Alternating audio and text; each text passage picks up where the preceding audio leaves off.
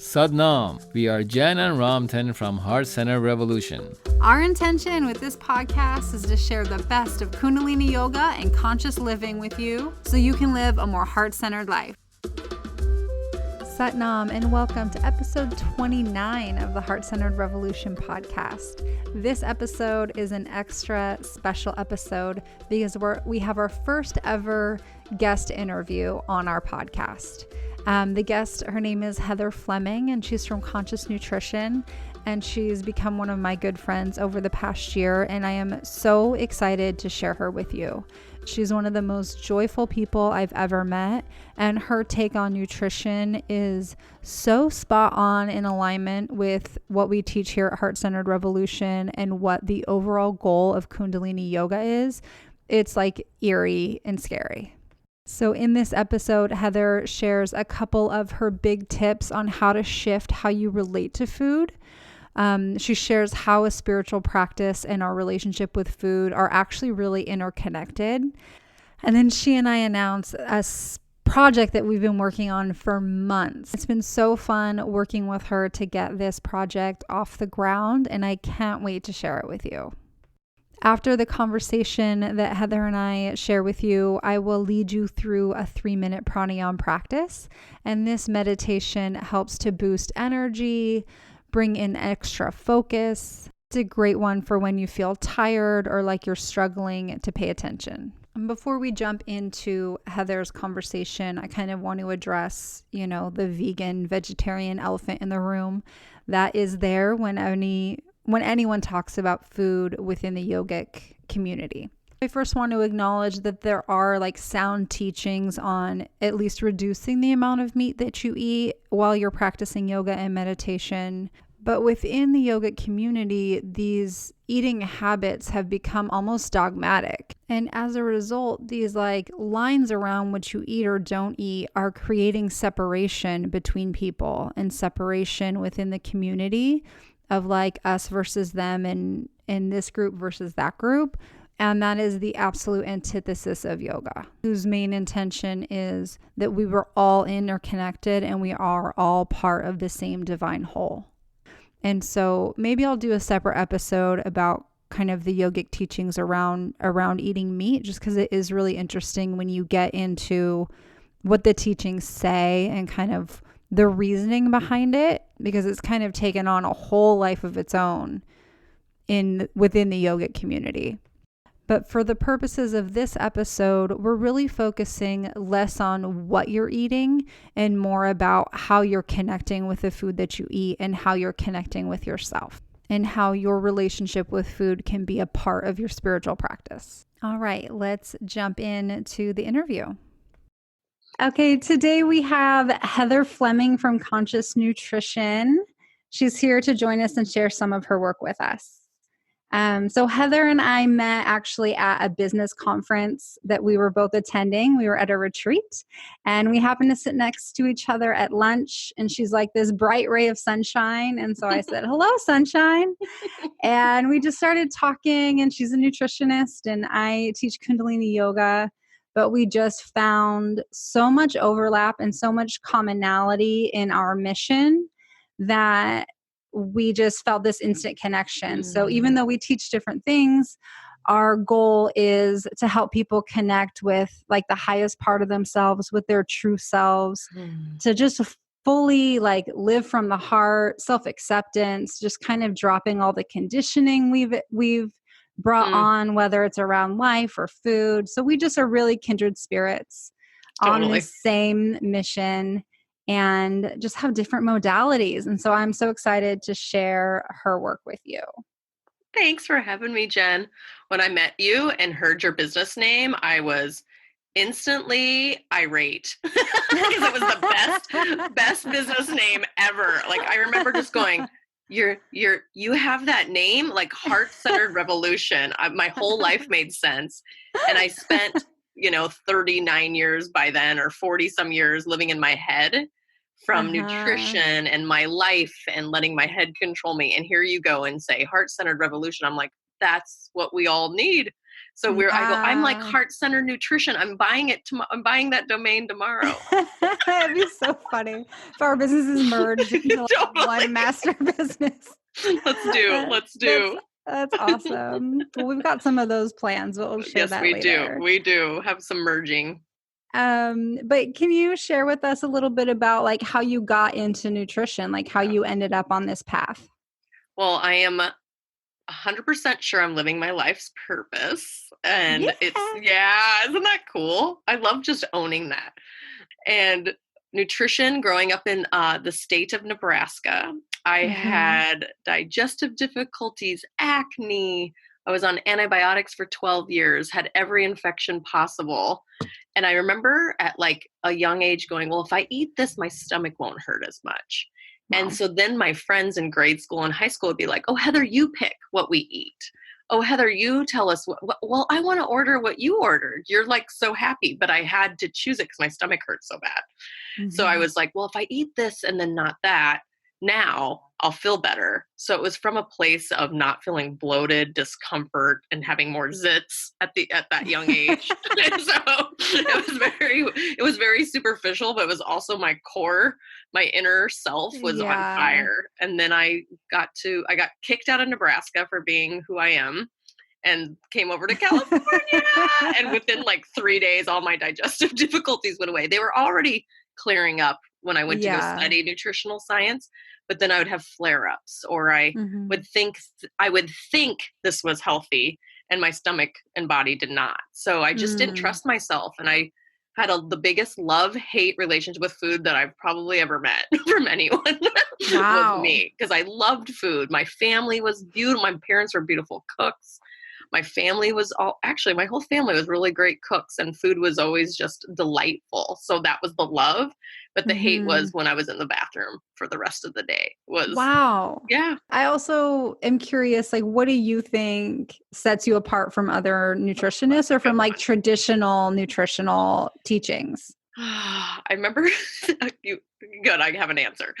I remember standing up in a conference, just, can we swear here? Pissed off. I was angry. Yes. I was like, and everyone was like, trainers and nutritionists, and was like, well, our clients have bad habits. We just need to enforce this. Like, it was all Oh, these very intense, masculine, critical words, which are great at sometimes, but I stood up and I said, they are already harder on themselves than we are. No, we're done. We can't be another critic to make them more accountable, make them feel bad about themselves to change their habits. And I walked out of the conference. So I would say I became like a compassion guru nutritionist instead of, oh, you're wow. bad.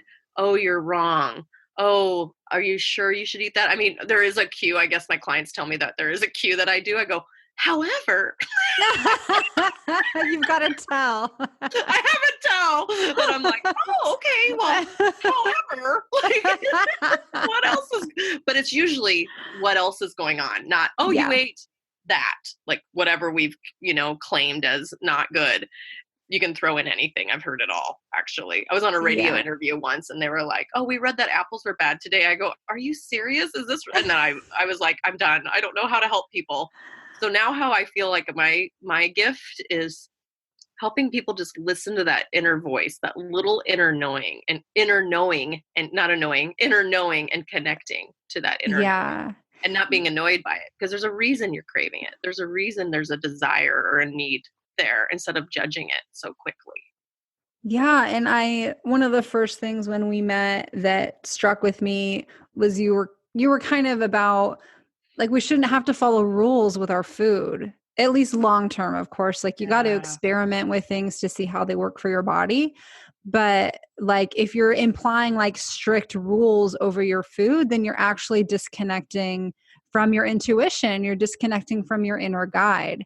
And that really hit home with me. And I think is where I found our connection because I was Yeah. like, oh yes, like I've been doing this. I've been Oh, following we've been pretty, trained. and I enjoy following strict models, or I did before because I felt in control. But then you like fall off and it's not sustainable and it's not always enjoyable.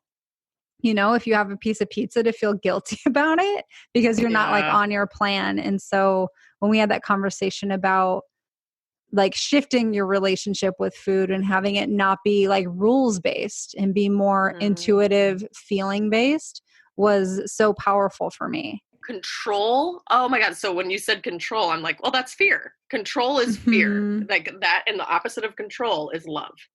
So Yeah. yeah, do we want to experiment and have some parameters and try intermittent fasting or try this? Cool. But what are the thoughts in our head? Like, I have to be a good girl and do it well, perfectly. Or Yeah. I'm going to be a failure. And that critic in our head, like that critic is no, no, thank you. I don't need your advice right now. Like, we got to clip that, because otherwise we're just running from that program all the time, and we're going to criticize the darn apple, like I was like, what? No, apples are fine on the ketogenic diet. They're not. I'm like, no, be careful, because you're just going down a Yeah. slippery slope. So, but Yeah. yeah, Well, and just like the joy in life, at least for me, like there's so much joy in all of our experiences, and to have strict rules about you will or won't do, whether it's food or experience or whatever, like you're limiting the amount of joy yeah. and like experimentation you can have and flexibility, and life is short. We got to enjoy the moments that we have.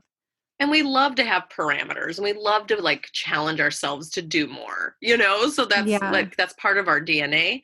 But how are we talking to ourselves while we're doing that? So, That's such a good point. And and how are food, we relating to those parameters? Is it with love yeah, and with intention, or are we criticizing ourselves yeah, yeah, and punishing ourselves when we don't punishing. live up?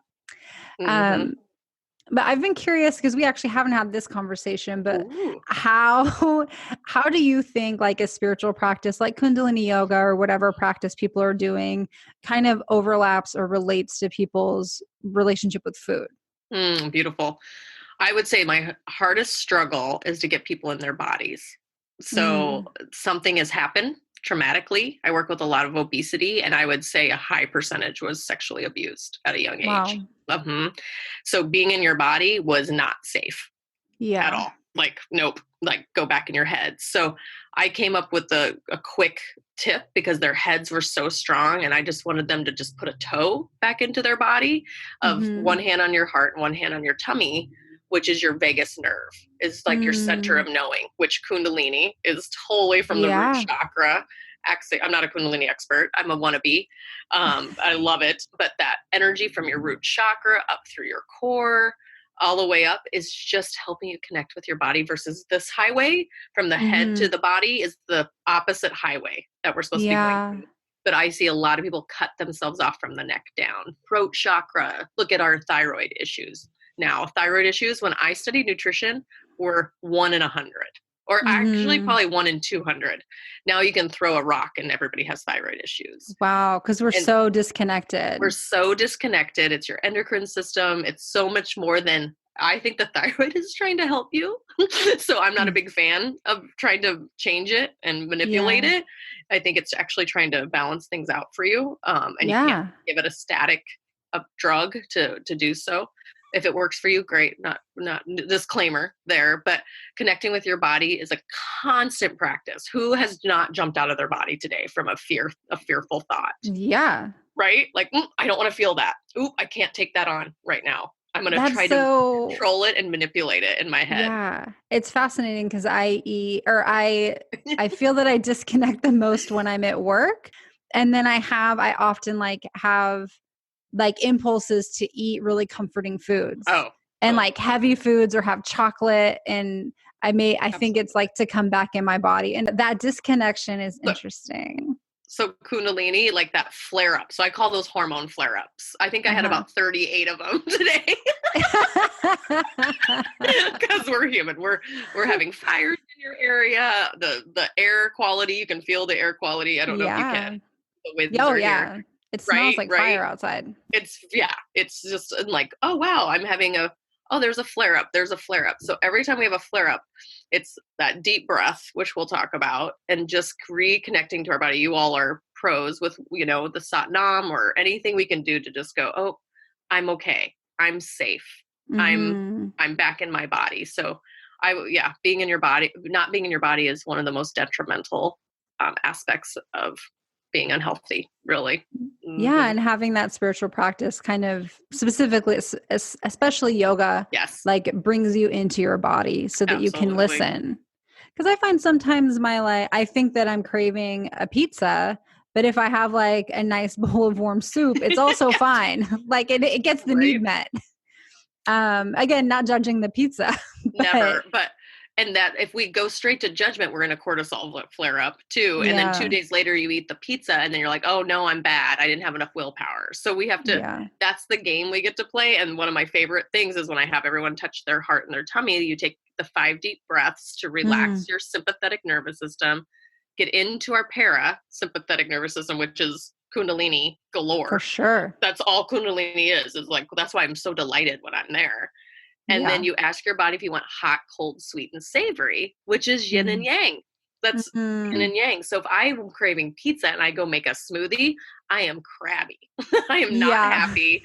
It is not doing it. So I was craving a pizza for a couple days and then I was like, what can I do? Because I had wanted my mental clarity to be stronger and pizza kind of throws that off for me. But so I was like, ooh, I'll go get a gluten-free bagel, a heirloom tomato, and then I put sprouts on it and Yeah. cucumber, and I've never been happier in my life. And the stress of the want and the need went away, and I received a need too. Yeah.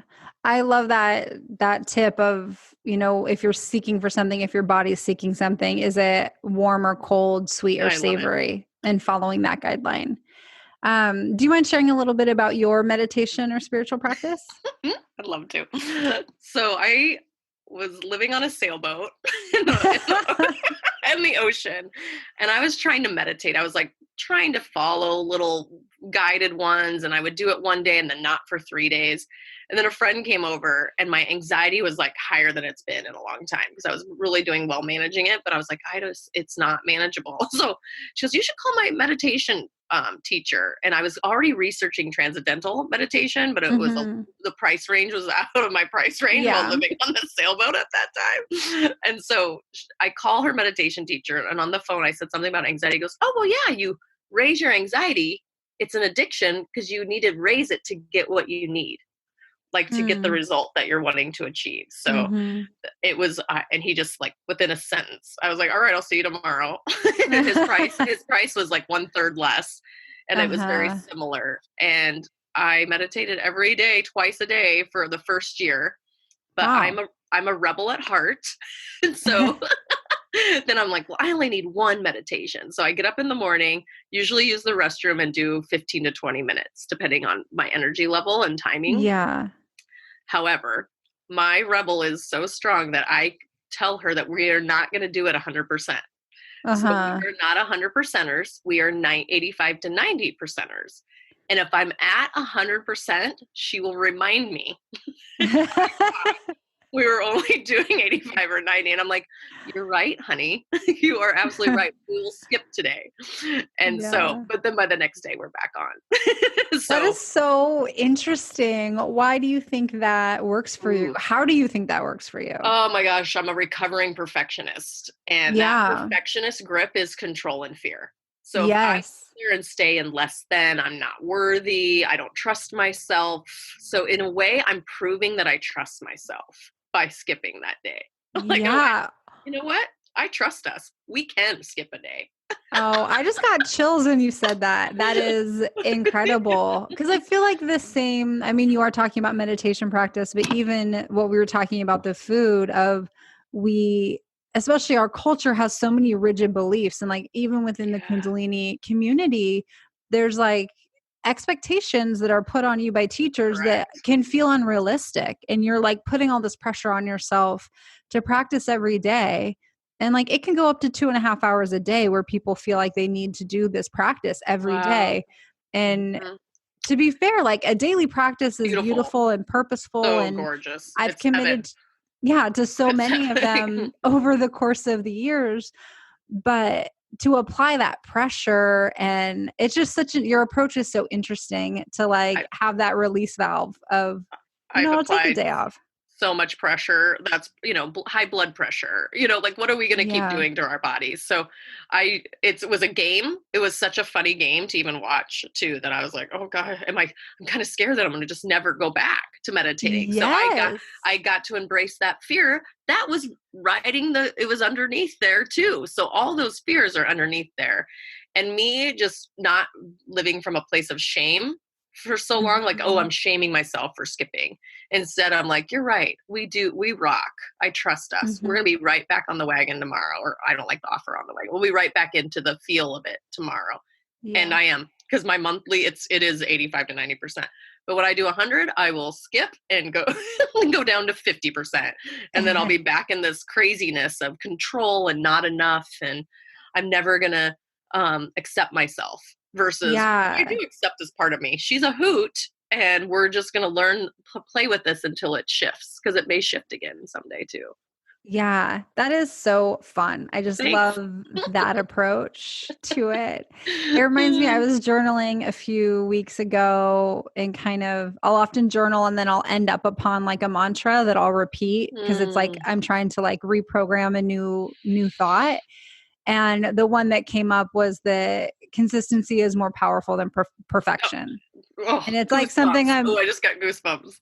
I'm always reminding myself, like, consistency is more powerful than perfection, because if I aim for perfection, then I'll quit, because it's impossible. Like, we all have busy lives. It's impossible. Good. Consistency. I'm writing that one down. I did mine. On our deathbed, we're not going to go, oh God, I was so glad I was perfect. I am certain of that. I'm going to go, whoa, what a shit show that was. I won, and I won. Yeah, that is so funny.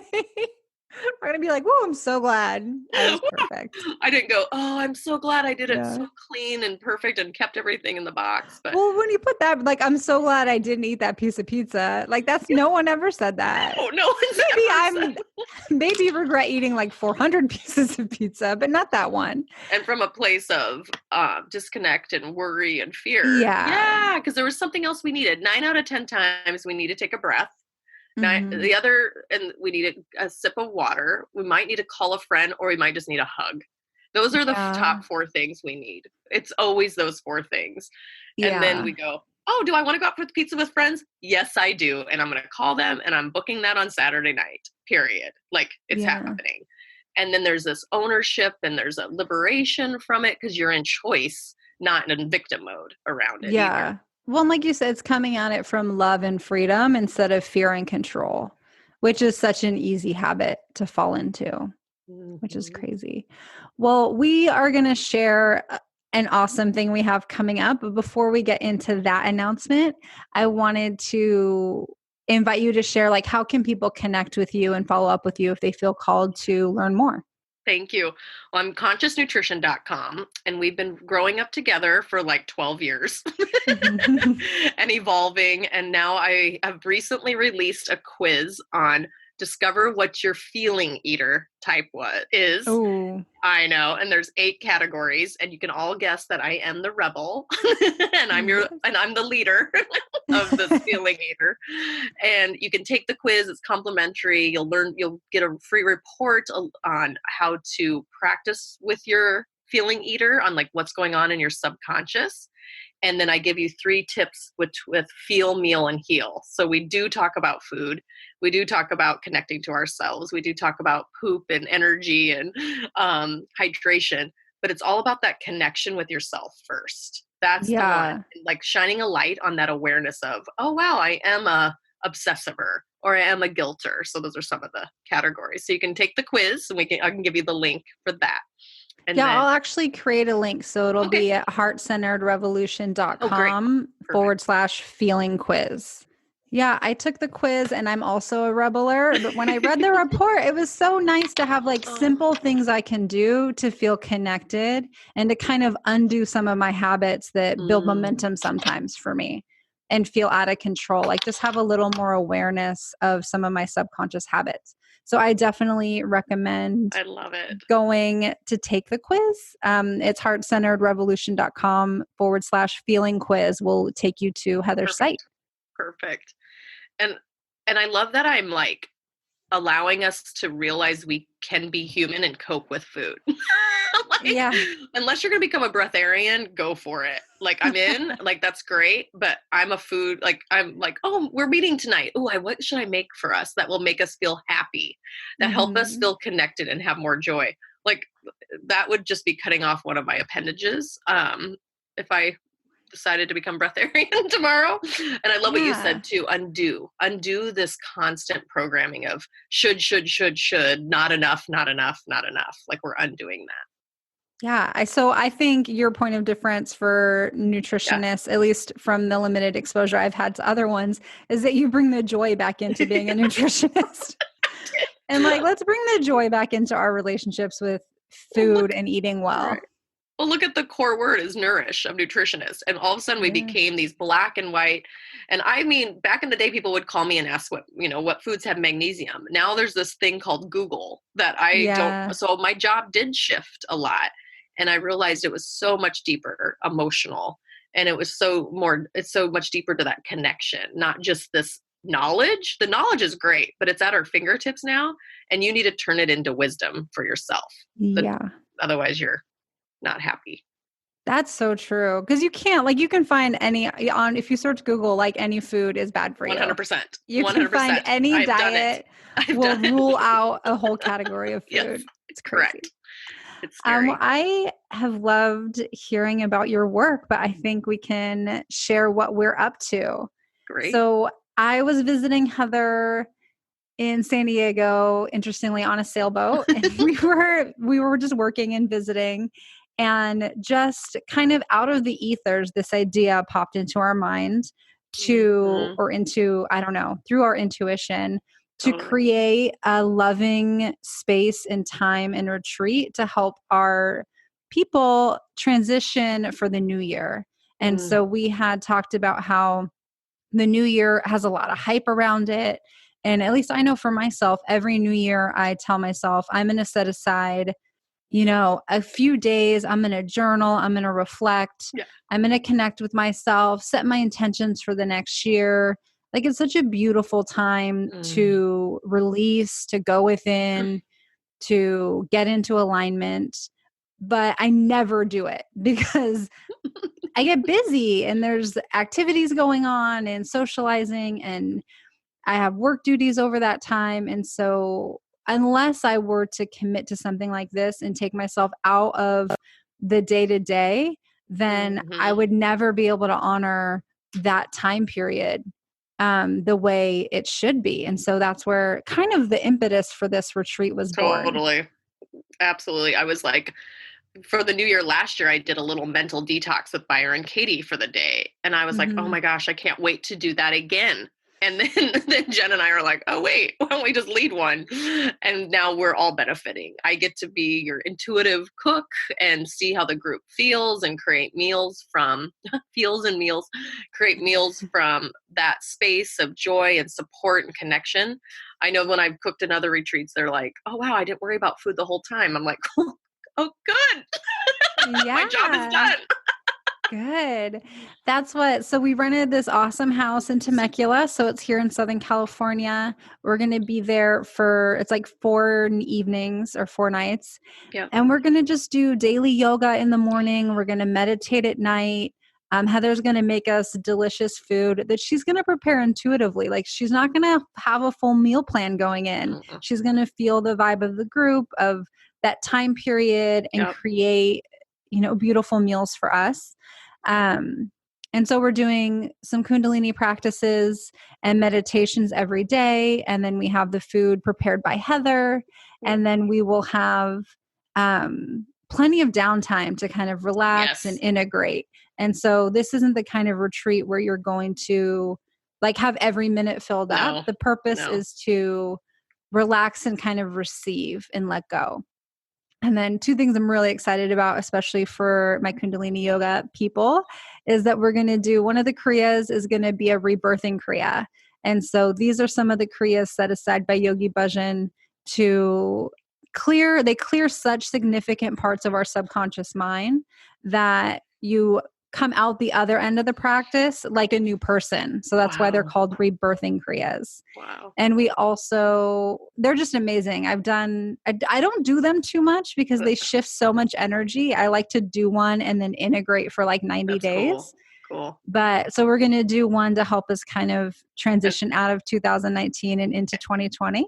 And when she mentioned this, she didn't even get all the words out. And I was like, yes, that, whatever you said. And then I'm helping us with our subconscious, with our relationship with food. So we're just, and when you just said that too, when we create space, there's more that can flow in. And that's what we're doing. And 2020, this year, we always say it every year, but this one feels really powerful. 2020 vision, clarity.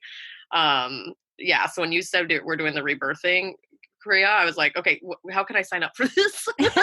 I know. I'll cook. I'm excited that I get to be there. And then we also have a gong coming with us. So we were able to get a Chiron gong. And so we'll do some gong baths and gong relaxation, which also releases subconscious. So this is such a good opportunity to get in contact with yourself, release what's no longer serving you, that's like below the surface, that stuff that's easy to avoid and ignore all year when you're busy. And then we're also going to spend some time setting intentions for the next year and really celebrating life, being joyful. And so if you want to learn more, you can visit heartcenteredrevolution.com/retreat. So I'll have a link in the show notes for this episode, or you can always email me at jen@heartcenteredrevolution.com because we would love to meet all of you there. It's going to be really special. I also should say that there's a small number of people that can go. Like this is a very small retreat since it's the first one we're doing. So if you're interested, you really should sign up soon. Yeah. Wonderful. And we'd love to see you there. Okay. Thank you so much, Heather, for joining us. Jen, thank you so much for having me. Hello, all the heart-centered revolutioners. And I'll see you soon. Bye. Bye. So I hope you enjoyed getting to know Heather as much as I have over the past few years, and that you enjoyed this interview and kind of a different take on how to relate to nutrition. So now we'll transition into our meditation for today. Okay, so today's meditation practice is right nostril breathing. So we actually have 72,000 energetic channels throughout our body, but there are 3 main ones. And so there's the central channel, or Sushumna, and then there's 2 energetic channels that spiral around that Sushumna. And one is the Ida, and that one is activated through our left nostril, and that brings us cooling, calming energy. So that's the meditation that we did last time. And then today we're going to experiment with right nostril breathing. And so that activates the Pingala Nadi, which is bringing that sun energy. So it's activating, it brings heat. So if you're feeling lethargic or you don't have the energy to do what you need to do on any given day, just a little right nostril breathing can get you that energy boost without feeling, frantic or taxing your nervous system the way caffeine does or sugar does. So you're ready to get started with me? So get yourself in your comfortable seat. Come sitting up tall. Heart is open. Let's roll the shoulders up, back, and down. Pull the crown of the head up towards the heavens. Chin comes tucked gently back so you feel an opening in the back of your neck. And then go ahead and close your eyes. We're going to begin with some long, deep breathing. So inhaling, filling up that belly. As the belly fills up, we move to filling up the ribs or the chest. And as that becomes full, the inhale comes up to the clavicle or the upper heart. Exhaling, upper clavicle comes down, ribs contract, navel to spine. Completely exhaling, inhaling belly, ribs, and chest. Exhaling, chest, ribs, and belly. Beautiful. Keep this breathing pattern going. Bring your left hand up to your nose. Gently close your left nostril and just inhale and exhale through your right. So inhaling, belly, ribs, and chest. Exhaling, chest, ribs, and belly.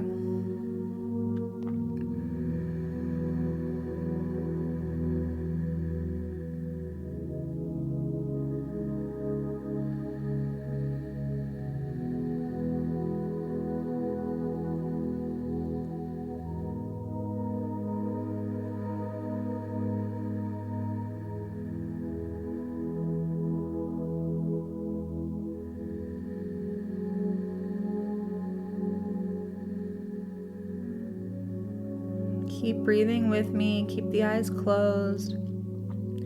If your mind is wandering, bring it back to the breath. Or you can always mentally chant Sat on the inhale and Nam on the exhale.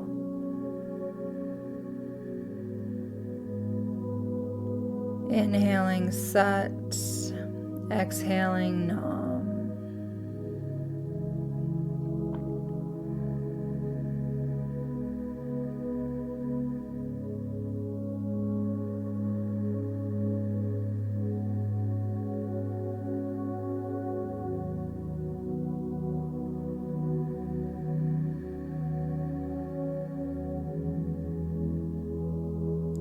Keep the eyes closed, staying up tall. Inhaling and exhaling through the right nostril. You may notice that this nostril is a little congested. So if you need to, if you can't get good enough breaths through your right nostril, just bring your left hand down and breathe through both. Long, deep breathing through both nostrils is still a great pranayam practice.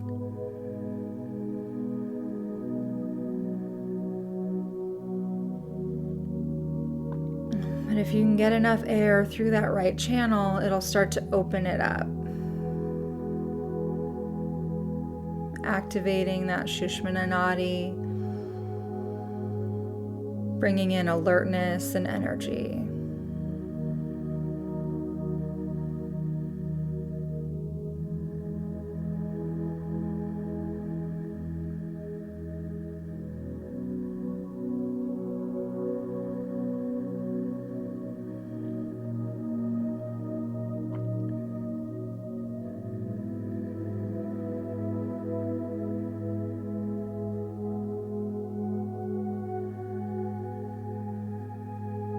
Let's do 2 more breaths. Inhaling, belly, ribs, and chest. Exhaling, chest, ribs, and belly. Last one, inhaling a great wave from the bottom of your torso all the way to the top.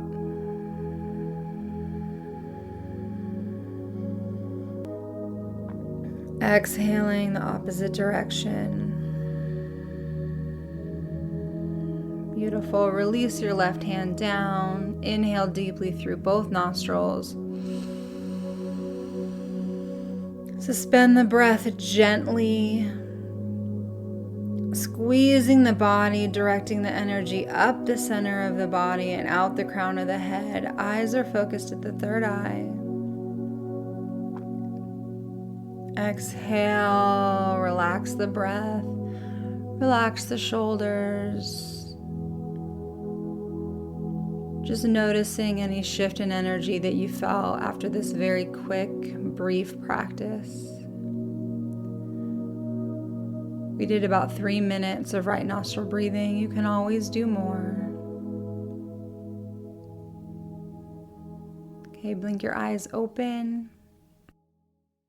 Awesome. That is it for this episode of the Heart-Centered Revolution podcast. Reminders that if you want to take that quiz that Heather was talking about, it's heartcenteredrevolution.com/feeling quiz. If you want to check out the retreat, the name of it is actually called the Renew Year Retreat. But the website is heartcenteredrevolution.com/retreat. I'm sure you missed Ramtin, so he will be back on the next episode. All right, we love you. Sat Nam.